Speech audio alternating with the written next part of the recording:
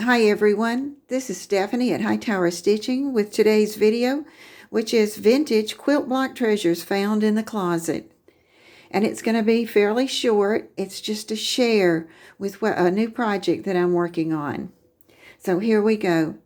And it all started when my friend, who I've done some quilting for, was helping her mom clean out a closet.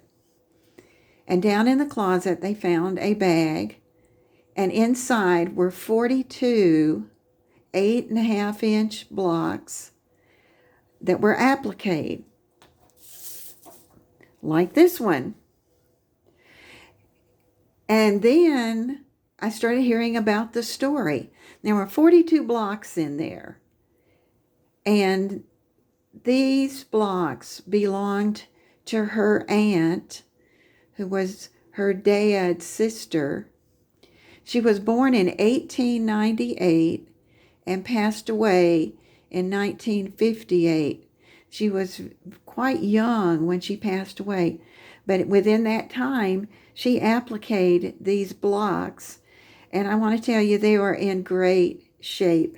And I have been trying to figure out what the fabric is that's on these, because it looks like a linen, but to make sure that this could stand up to some hand stitching, because the job is to make a quilt, a hand stitched quilt. So I rinsed them gently in a little soap and water, and then I rinsed them out and pressed them, and I did not lose one block.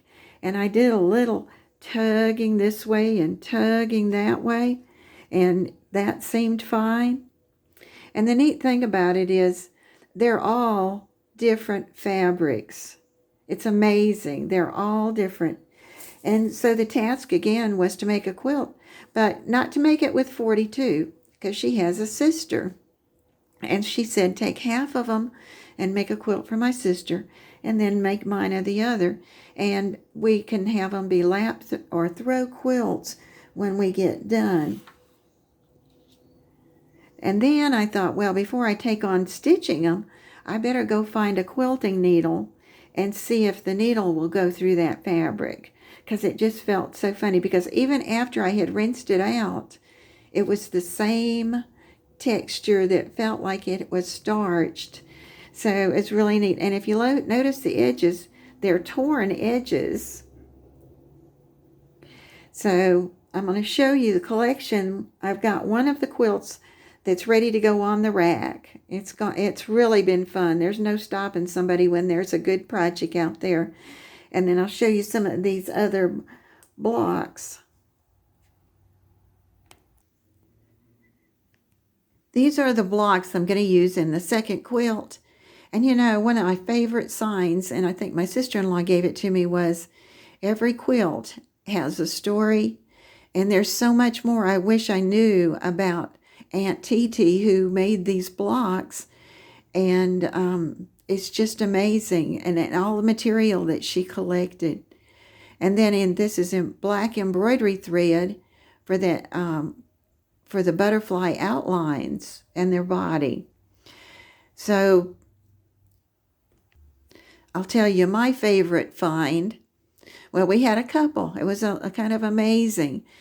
But one of them that we had was, and you might have seen this one before when I told it, but somebody in the family, extended family, gave us a chair, and it was just an armchair, and it was padded. Well, I would sit in it, and it was so hard. One day my husband was going out to the burn pile, and I said, take that. I'm going to work. Take that chair and just put it in there. Well, for some reason, maybe because I don't know why, but he started taking the chair apart. And in that chair, he found an old quilt that was cut up to make the padding when they redid the chair. And then there was one that was folded up inside.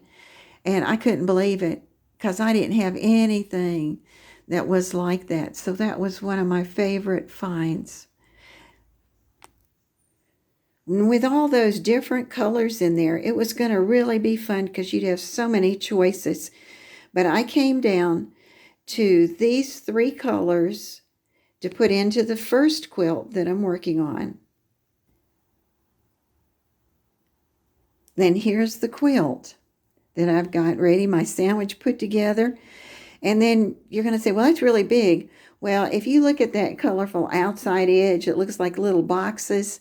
That is really added to the yellow border so that I can put it on my quilt rack and I can quilt all the way out to the edges. And I have one that stands on the floor, and it's just a round one I can have in my living room.